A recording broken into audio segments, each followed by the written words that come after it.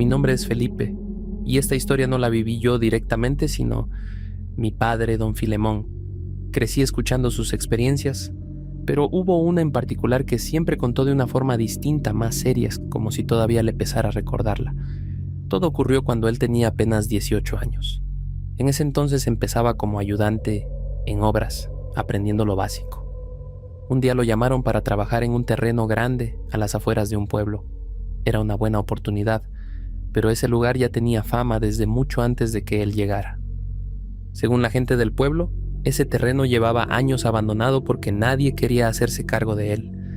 Decían que en épocas antiguas, durante tiempos violentos, ese sitio había sido usado para dejar cuerpos. No uno o dos, sino muchos. Personas de todo tipo. Nadie sabía con certeza cuántos, pero lo suficiente como para que el lugar quedara marcado. Aún así, alguien decidió aprovecharlo. Un político terminó quedándose con el terreno y planeó construir departamentos para rentarlos. Contrató trabajadores, llevó maquinaria y la obra comenzó sin mayor problema. Al principio. Mi papá siempre decía que lo que pasó después no tenía explicación lógica. Una excavadora comenzó a moverse sin control, como si alguien la estuviera manejando con desesperación. Nadie pudo detenerla. En cuestión de minutos, 3 trabajadores murieron aplastados. No hubo forma de entender cómo ocurrió. El proyecto se abandonó casi de inmediato. Con el tiempo el terreno pasó a otras manos. Un médico lo compró para construir una clínica, pero antes de avanzar mucho sufrió un accidente en carretera y murió. Después de eso el lugar volvió a quedarse solo, como si rechazara a cualquiera que intentara ocuparlo. Años más tarde, la propiedad fue donada a una iglesia. Esta vez, el plan era levantar una parroquia. Fue ahí cuando mi papá entró a trabajar. Desde que aceptó el trabajo, él ya iba preparado de otra forma. No solo llevaba sus herramientas, también se encomendaba antes de salir de casa. Me contó que no era miedo exactamente, sino una sensación constante de que ese lugar no estaba en paz. Todo parecía normal al inicio hasta que comenzaron a excavar.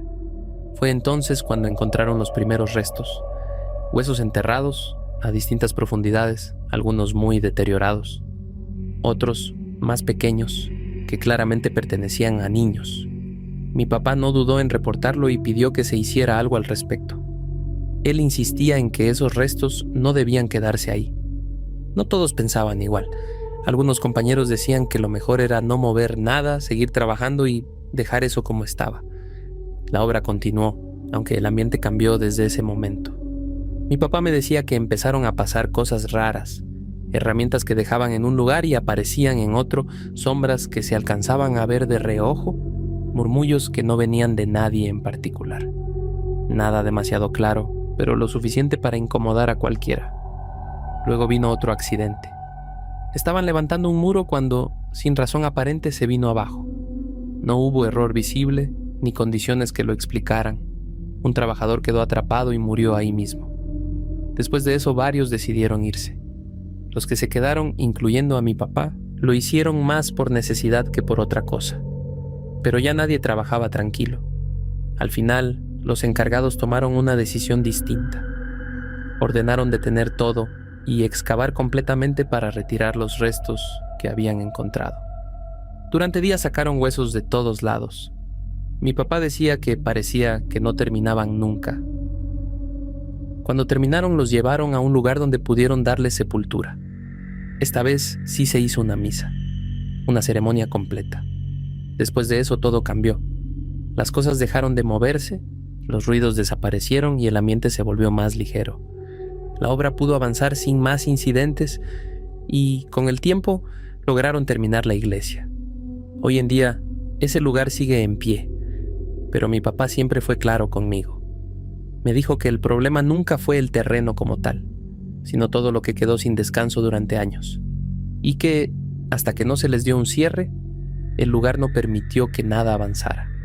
A veces cuando me contaba esto, hacía una pausa antes de terminar, y decía que aunque todo quedó en calma, hay madrugadas en las que todavía se escuchan sonidos leves dentro de la iglesia.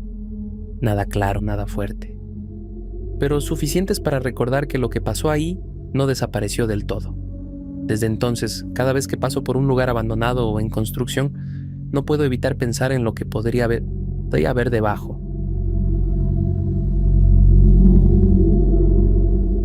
Envío esta historia desde la región norte de la República Dominicana, en una comunidad rural cercana a San Francisco de Macorís. Me llamo Erika, y lo que voy a contar ocurrió en 2011, cuando tenía 19 años y trabajaba junto a mi padre en una pequeña finca. Antes de entrar en lo que me pasó directamente, es necesario entender algo que todos en la zona conocían. En esa misma comunidad vivía un hombre al que llamaban Don Emma. Era mayor, reservado, de los que pasan desapercibidos. Su casa quedaba al final de un camino de tierra, lejos de las demás viviendas. Vivía solo, cultivaba yuca, plátano y criaba varios cerdos en un corral de madera vieja pegado a su casa. No era problemático, no se metía con nadie, simplemente existía en su rutina. Una noche, sin que nadie lo notara, Don Emma murió dentro de su casa. Se dice que fue un infarto mientras preparaba café.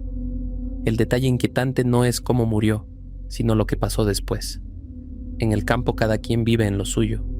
Nadie visita sin motivo, y menos de noche. Así que su ausencia no levantó sospechas. Pasaron días, luego semanas. Fue casi un mes después cuando algunos vecinos decidieron ir a buscarlo para cobrarle una contribución de las fiestas patronales. Tocaron la puerta varias veces. Nadie respondió. La puerta estaba apenas empujada. Entraron.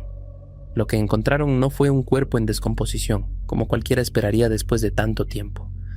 En el suelo solo quedaban huesos, limpios, sin carne, sin restos recientes. No había mal olor. Al principio pensaron en animales salvajes, pero la casa estaba cerrada. Entonces alguien miró hacia el corral. Las tablas estaban rotas hacia afuera. Los cerdos, al quedarse sin alimento, habían forzado su salida, y lo único disponible había sido su propio dueño. Ese mismo día tomaron una decisión drástica: sacrificar a todos los animales. En el campo existe la creencia de que un cerdo que prueba carne humana pierde el comportamiento habitual. No quisieron correr el riesgo. Los mataron y los enterraron en el mismo terreno. Con el tiempo, la casa quedó abandonada. El techo comenzó a ceder, la madera se pudrió, la maleza se apoderó del lugar. Nadie tenía razones para pasar por ahí. Pero poco después comenzaron los comentarios. Algunos aseguraban escuchar gruñidos en las noches. Otros decían que el corral, aunque vacío, parecía ocupado. Y quienes se atrevían a cruzar por ese camino después de cierta hora sentían que algo los observaba desde la oscuridad. Muchos lo tomaron como historias exageradas, hasta que ocurrió lo de Andrés. Andrés trabajaba en una parcela más arriba. Una tarde se le hizo tarde regresando. Ya era de noche cerrada cuando emprendió el camino de vuelta con una linterna. Al pasar frente a la finca abandonada, notó movimiento en el antiguo corral. Pensó que alguien había metido animales nuevos. La curiosidad le ganó y se acercó un poco. Antes de llegar, escuchó cómo la madera comenzaba a crujir con fuerza, como si algo la golpeara desde dentro. Apuntó con la linterna. Dentro del corral había 3 cerdos. Eran grandes, más de lo normal, de piel oscura. Empujaban las tablas con el cuerpo, intentando salir. No hacían el sonido típico de un cerdo. Era algo más grave, más profundo. Sus ojos reflejaban la luz de una manera extraña. Andrés se quedó quieto unos segundos, tratando de entender lo que estaba viendo. Las tablas no resistieron más. Los animales rompieron el corral de un solo empujón. Ahí reaccionó. Dio media vuelta y comenzó a correr. Detrás de él se escuchaban las pezuñas golpeando la tierra, acercándose cada vez más. Sintió como algo rozaba sus piernas. No se detuvo. Uno de los animales lanzó un sonido agudo, completamente fuera de lugar, más parecido al grito de una persona que al de un animal. Andrés siguió corriendo hasta llegar a la casa más cercana, golpeó la puerta con desesperación hasta que le abrieron. Cuando se atrevió a mirar hacia atrás, no había nada. El camino estaba vacío. Nadie más vio a esos animales esa noche, pero la historia corrió rápido. Y no fue la única. Desde entonces varias personas aseguran haber visto cerdos merodeando ese terreno. No siempre aparecen, pero cuando lo hacen, nadie se queda a comprobar qué son exactamente. En la comunidad se dice que no son animales comunes, que algo quedó ligado a ese lugar, y que si alguno de esos cerdos logra alcanzarte, no deja rastro.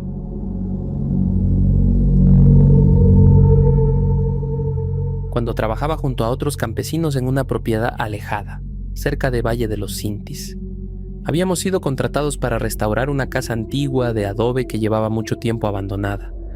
El dueño quería recuperarla para usarla como vivienda y también como lugar de descanso cuando bajaba al campo. Éramos varios hombres trabajando ahí. Algunos venían de comunidades cercanas, otros como yo, habíamos llegado por recomendación. El lugar estaba bastante retirado, rodeado de cerros y cultivos de maíz y durazno. No había vecinos cerca, solo una vieja escuela rural a unos minutos caminando, que llevaba años cerrada. Al principio todo marchaba bien. Durante el día trabajábamos sin problema levantando muros, reparando techos y acomodando el terreno. Como el sitio quedaba lejos del pueblo, el dueño nos permitió quedarnos a dormir ahí mismo. Improvisamos un espacio con camas sencillas y cocinábamos entre todos. Las primeras cosas extrañas fueron pequeñas. Recuerdo que algunos compañeros empezaron a quejarse porque su comida desaparecía. Dejaban sus ollas o sus bolsas con alimentos en la cocina y, al regresar, ya no estaban. Pensamos que alguien estaba tomando cosas sin avisar, pero luego aparecían en otros lugares de la casa, intactas o a medio abrir, como si alguien solo las hubiera movido. Después comenzaron los ruidos en la noche. No todos los escuchábamos, pero algunos sí.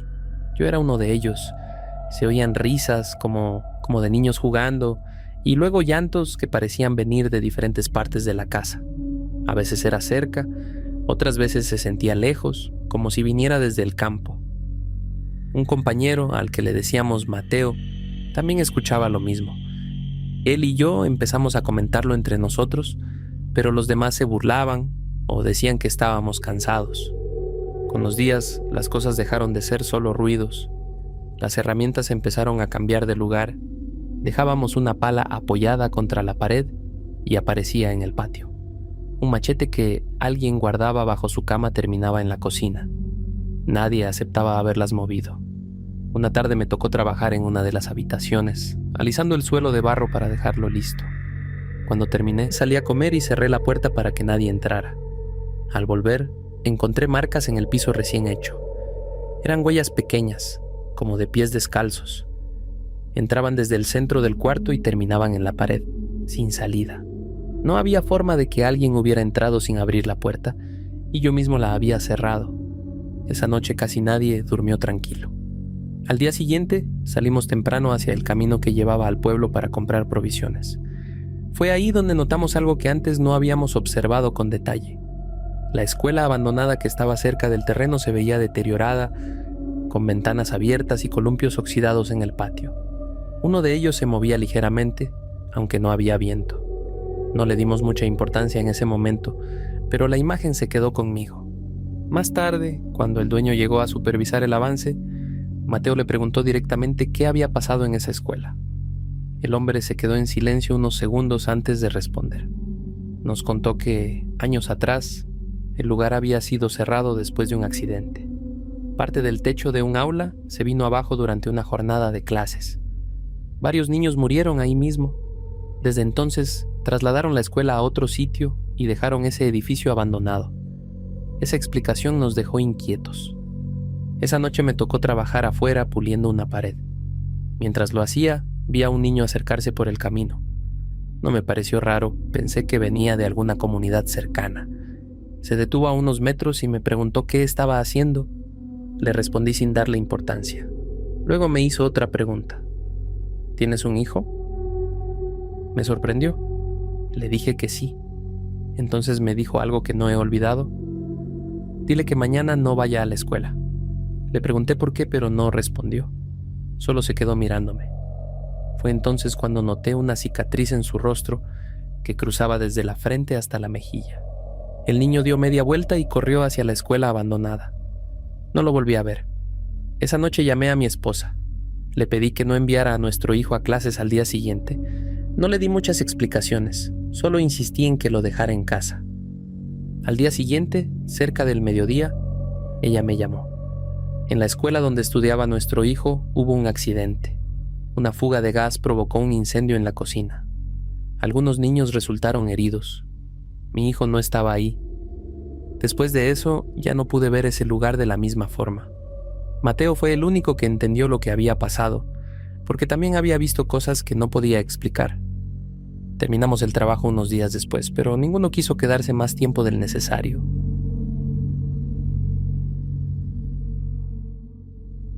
Tenía unos 15 años en ese entonces. Hoy ya voy por los 37.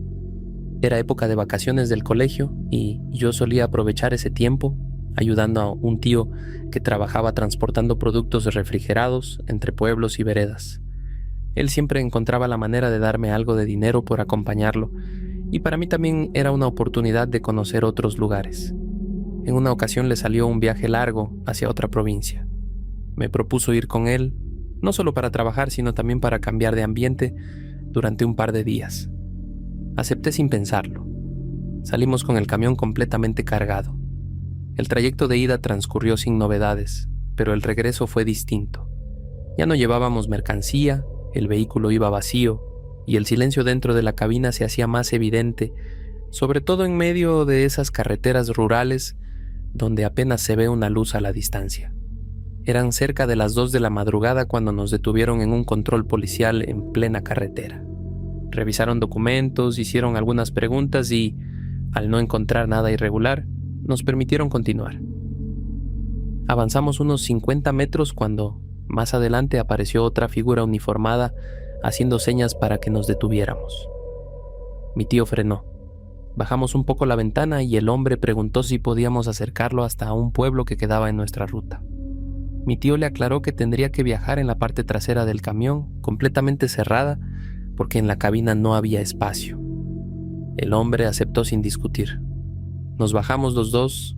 Mi tío llevaba una linterna y yo las llaves de los candados. Caminamos hasta la parte trasera, abrimos las puertas y el hombre subió sin decir mucho. Cerramos bien, seguros, pasadores y candado. El trayecto hasta el lugar donde debía bajarse tomaba aproximadamente 1 hora. Durante ese tiempo, mi tío comentó algo que le había llamado la atención. El uniforme no correspondía del todo a un policía común. Parecía más antiguo, distinto, como de otra institución o de otra época. Además tenía un olor extraño, como ropa guardada durante años en un sitio húmedo. Yo le respondí que también había notado algo raro. Desde mi asiento, cuando el hombre se acercó a la ventana, pude verle el rostro con claridad. Sus ojos eran completamente oscuros, sin contraste alguno. Ese detalle me dejó pensando, pero ninguno de los dos quiso profundizar en el tema. Seguimos avanzando hasta llegar a la entrada del pequeño pueblo que él había mencionado. Eran cerca de las 3:15 de la madrugada. Nos detuvimos bajo el único poste de luz que iluminaba ese tramo de la carretera. El lugar estaba completamente solo. El viento soplaba fuerte y el ambiente era frío. Mi tío apagó el motor, tomó la linterna y me pidió que lo acompañara a abrir la parte trasera. Bajé con las llaves. Caminamos hasta atrás, quitamos los seguros, retiramos el candado y corrimos los pasadores.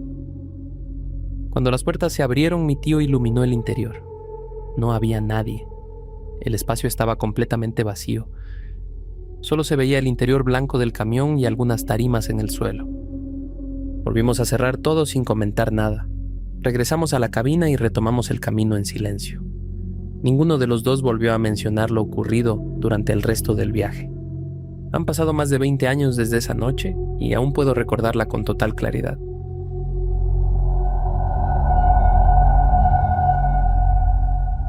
Hace unos 12 años viví algo que aún no logro explicar. En ese entonces, mi familia acostumbraba a viajar cada año a un pequeño pueblo perdido entre montañas, un lugar al que todos llamaban Cerro Gordo. Allí vivían algunos parientes y también era donde crecían las azucenas que recogíamos para vender. Desde que éramos niños, mis primos y yo estábamos siempre juntos. Ese viaje era casi una tradición. Los habitantes del lugar nos conocían bien y cada vez que llegábamos, no faltaban las historias sobre cosas extrañas, cuevas donde nadie entraba, apariciones entre los sembradíos, risas en la noche. Nosotros escuchábamos, pero lo tomábamos como cuentos para asustar. Una mañana salimos temprano hacia el cerro. Íbamos en la camioneta de Julio, el mayor de los primos, quien siempre se encargaba de llevarnos. Al llegar, nos repartimos por los sembradíos para recoger azucenas. Mi prima y yo éramos las más pequeñas, así que nos dejaban un poco atrás. En lugar de trabajar, nos distraíamos siguiendo mariposas entre las flores. Ese día, Víctor, uno de los primos mayores, decidió molestarnos. Se escondía entre las plantas y salía de repente para asustarnos, repitiendo historias que había escuchado de los adultos. Al principio lo ignoramos, pero no paraba. Cansadas, nos alejamos de él y del resto. Con el paso de las horas, la luz comenzó a cambiar. El color del campo ya no era el mismo y la tarde se iba apagando poco a poco. Decidimos bajar del cerro para reunirnos con los demás en la camioneta. Mientras descendíamos, gritábamos sus nombres, esperando que respondieran. Fue entonces cuando sentimos el primer golpe. Una piedra nos dio a cada una en la cabeza. Después una risa. Pensamos que era Víctor, así que le gritamos que dejara de molestar. Seguimos caminando, pero otra piedra volvió a golpearnos, esta vez más fuerte. Nos detuvimos y miramos alrededor. No había nadie. El silencio se volvió extraño. Sin decir nada, soltamos las flores y comenzamos a correr. La camioneta no estaba lejos, pero en ese momento todo parecía más largo de lo que recordábamos. El cansancio nos alcanzó y tuvimos que detenernos. Nos sentamos en la hierba, tratando de recuperar el aliento. Detrás de nosotras había un árbol pequeño y una piedra grande donde nos apoyamos. Entonces escuchamos una respiración. No era leve ni lejana, sonaba cerca, pesada, como si alguien estuviera justo a nuestras espaldas. Al mismo tiempo, el ambiente se volvió caliente, algo fuera de lugar para esa zona de montaña. Nos giramos de inmediato. Ambos venían en silencio. Subimos a la camioneta sin hacer preguntas. Nadie habló durante el camino de regreso. Ese silencio pesaba más que cualquier historia que hubiéramos escuchado antes. Nunca supimos qué ocurrió realmente ese día en el cerro. Tampoco quisimos averiguarlo. Desde entonces no volví a recoger azucenas.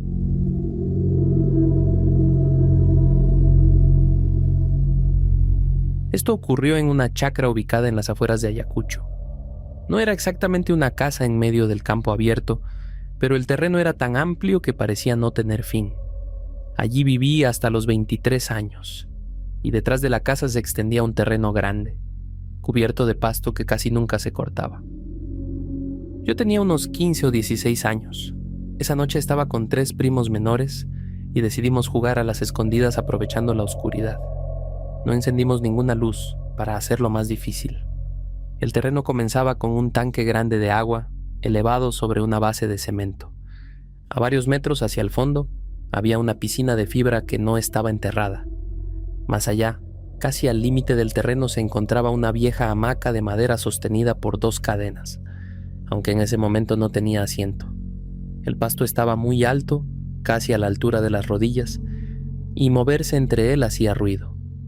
La noche estaba cerrada, sin luna suficiente para iluminar bien. Apenas se distinguían formas a corta distancia. A uno de mis primos y a mí nos tocó escondernos. Caminábamos juntos, guiándonos más por la silueta que por otra cosa. Yo tenía pensado ocultarme detrás de la piscina. Antes de separarnos, le pregunté en voz baja si iba a esconderse cerca de la hamaca, porque se dirigía hacia ese lado. Me respondió que sí. Me acomodé detrás de la piscina y me quedé observando hacia donde él había ido. Lo vi acercarse a la hamaca, sujetarse de las cadenas y luego dejarse caer al suelo, perdiéndose entre el pasto alto. Las cadenas quedaron moviéndose por un momento. Pensé que no había sido buena idea, porque ese detalle lo podía delatar. Pasaron unos minutos hasta que me encontraron. Salí de mi escondite y me reuní con los demás. Entonces lo vi. Mi primo estaba con ellos. Le pregunté dónde se había escondido. Me respondió que detrás del tanque de agua, bastante antes de la zona de la hamaca. En ese instante miré hacia el fondo. Las cadenas seguían moviéndose suavemente, como si alguien las hubiera soltado hacía poco. Me acerqué con cuidado. Justo debajo de donde había visto caer la silueta, el pasto estaba aplastado, formando una marca clara, como si alguien hubiera estado acostado allí durante varios segundos. No dije nada en ese momento, pero dejé de jugar. Desde esa noche, cada vez que tenía que salir al fondo, después de que oscurecía, lo hacía con una sensación difícil de ignorar. Han pasado años y esa escena sigue intacta en mi memoria.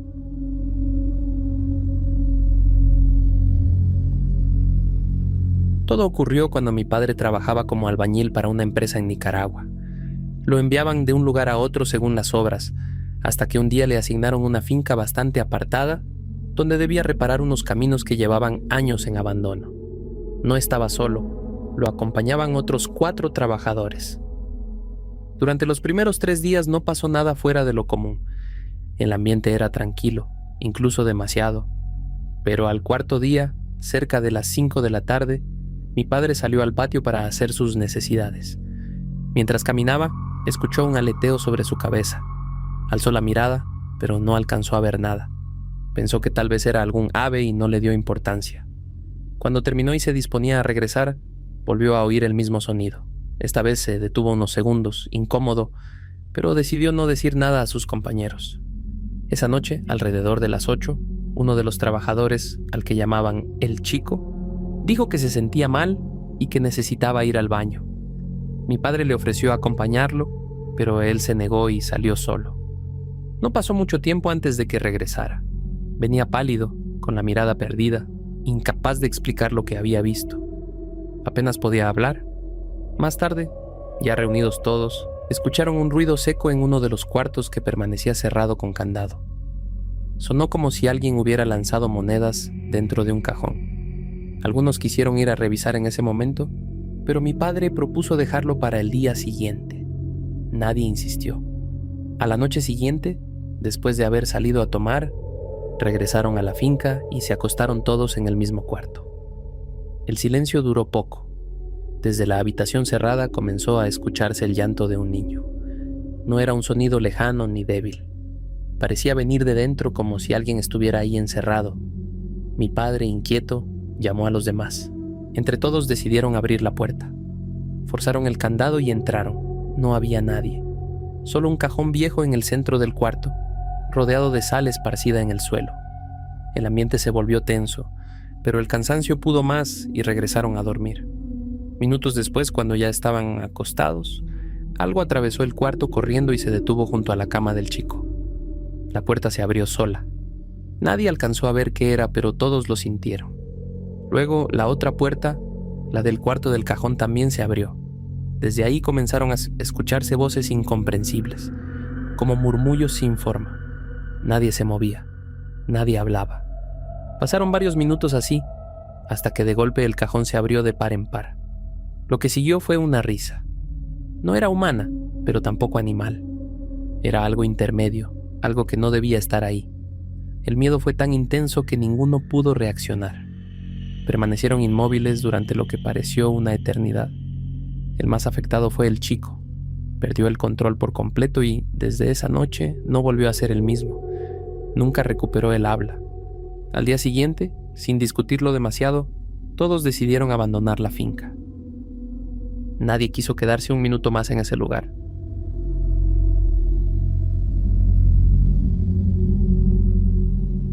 Esto me pasó hace unos años, cuando yo vivía en un caserío tranquilo por los lados de Los Santos. Por allá la vida es calmada, la gente se conoce, y no es común que pasen cosas graves. Por eso lo que ocurrió esa madrugada todavía me da vueltas en la cabeza. En ese tiempo yo trabajaba de noche. Un compañero me llevaba en carro hasta cierto punto del camino cerca de donde él debía seguir su ruta. Desde ahí me tocaba caminar hasta mi casa, que quedaba a unas cuantas calles de distancia, pasando por un terreno abierto que usaban como parque y cancha del pueblo.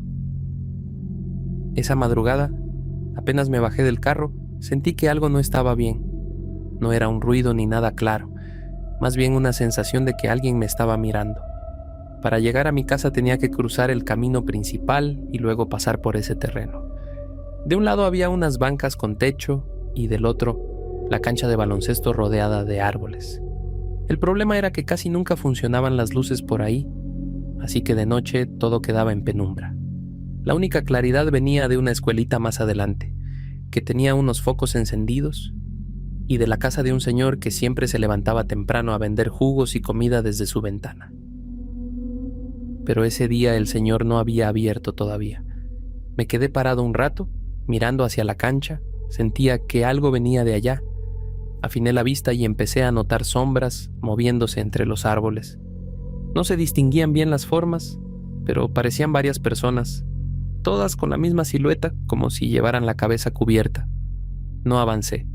Preferí quedarme donde estaba, atento. Pasó bastante rato así, mirando. Poco a poco esas sombras se fueron moviendo más al fondo y ya no se agachaban tanto. Esperé un poco más, hasta que por fin vi encenderse la luz en la casa del señor de los jugos. Con esa claridad de referencia, agarré mis llaves y me decidí a cruzar, pero lo hice pegado al lado contrario de la cancha, sin quitarle la vista de encima hasta salir de ese tramo. Llegué a mi casa, conté lo que había visto y me fui a dormir. Alrededor del mediodía, un familiar me despertó con un periódico local en la mano. De esos que cuentan las cosas sin muchos detalles, pero de forma directa. Ahí decía que en la cancha del caserío habían encontrado un cuerpo quemado esa misma madrugada. No podían decir si era hombre o mujer por el estado en que estaba. Cuando leí eso, todo encajó. Pensándolo después, hubiera podido dar la vuelta por otro lado, evitar ese camino. Pero en ese momento sentía que era mejor no perder de vista la cancha, como si dar la espalda hubiera sido peor. Lo más inquietante vino después. En la familia empezaron a comentar lo ocurrido y resultó que un conocido de un primo había visto algo más esa misma noche. Según contó, venía tomado de una fiesta y, como no había transporte a esa hora, decidió quedarse a dormir en el mismo terreno, pero del lado opuesto. Allí había unos vehículos abandonados desde hacía años. Se metió en una vieja combi sin puertas para pasar la noche. En algún momento empezó a escuchar ruidos que lo hicieron despertar. Pensó que era gente haciendo cualquier cosa en la cancha, pero al asomarse por la ventana vio varias personas rodeando a alguien en el suelo. No supo qué hacer. Al moverse hizo ruido y entonces escuchó que lo habían notado. Alcanzó a oír que decían que fueran por él, que no podía quedarse ahí. Salió como pudo y corrió sin parar por la carretera hasta llegar a un lugar más transitado. De ahí buscó la forma de regresar a su casa. Esto no tiene nada de fantasmas, pero igual deja una sensación difícil de quitar. Saber que algo así pasó tan cerca, en un lugar donde uno creció creyendo que nunca ocurriría nada grave, cambia la manera en que uno mira la noche en el campo. Hasta hoy no olvido lo que vi desde la orilla del camino.